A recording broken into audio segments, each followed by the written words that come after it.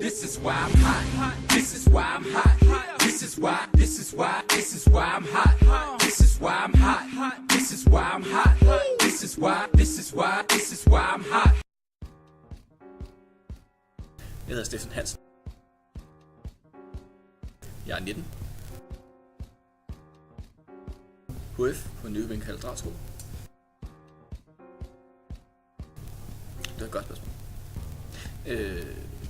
Jeg er med i blandt andet GUR og i andre i forskellige foreninger. Jeg er med i GUR, fordi jeg vil gerne være med til at gøre en forskel for os unge hernede på Lolland og Falster.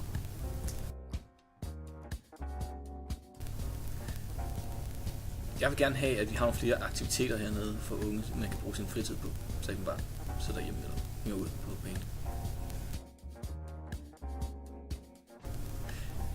Jeg mener, at det er vigtigt, at vi har så mange ressourcer, vi kan trække på som muligt, så nu flere medlemmer vi har i GUR, nu flere er der kan komme idéer og input til, hvordan vi kan ændre forholdene for de unge hernede på Lolland og Falster. Jeg hedder Albert Tim Abrahamsen. Jeg er 19 år. Jeg fylder 20 til den 19. november. Hvad laver du, Malte? Vi skal forfra igen.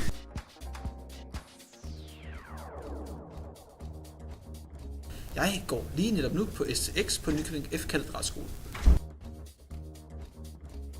Mine interesser er rigtig mange. Teater, musik, ungdomsarbejde og at være sammen med venner og en masse andet godt. Fordi jeg rigtig gerne vil gøre det mere spændende hernede i Nykøbing. Fordi jeg synes, at Nykøbing er Guldborgsund Kommune, fordi jeg synes, at Guldborgsund Kommune er ikke den bedste til at varte op omkring de unge.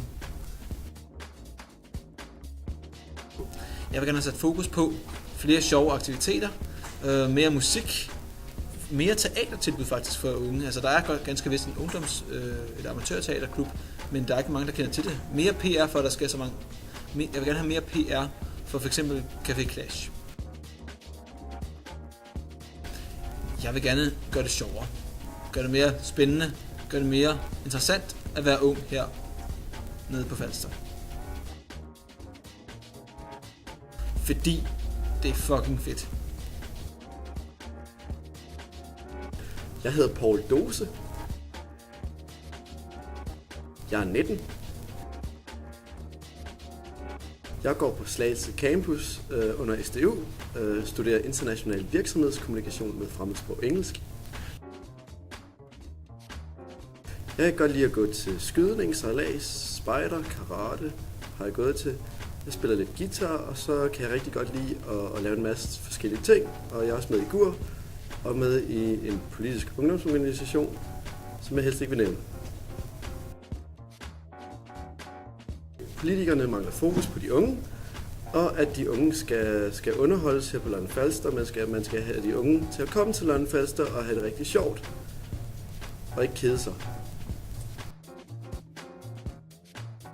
Jeg vil gerne have sat fokus på, at man for eksempel skal lave ændringer i graffiti-loven, ved at unge, som gerne vil udtrykke deres kunst, de kan male en masse kunstneriske flotte ting, og udtrykke sig på gamle, nedslidte bygninger, og jeg vil også gerne have, at man sådan får lavet et ungdomshus her til for eksempel over på stationen, til folk, som der bare hænger ud på gaden og ikke laver noget som helst, og så de bare kan sådan, sidde derinde og chill og have en øl. Fordi GUR er meget underholdende, vi har en masse gode kammerater, vi har mange gode venner, som der er med i GUR. Vi får en masse tilbud om gratis kurser, som der er rigtig gode og lærerige, og det er virkelig noget, som der styrker en både socialt som menneske, og fordi GUR det er upolitisk. Vi har forskellige holdninger her, men samtidig har vi altså fokus på, at det er de unge, vi holder fokus på, og gerne vil have det bedste for de unge, også på det kulturmæssige område. Og du skal være med i GUR, fordi at du kommer til at møde så mange rigtig rare mennesker, og at det er bare utrolig fedt, og vores møder er rigtig hyggelige. Og Jeg hedder Valdemar Glen Abrahamsen. Jeg er snart 20 år.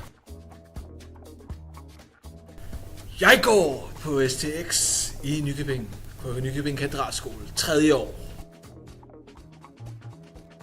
Mine interesser er kunst, tegne, male, at lave events, flashmob Hvorfor og være er, sammen med folk samtidig.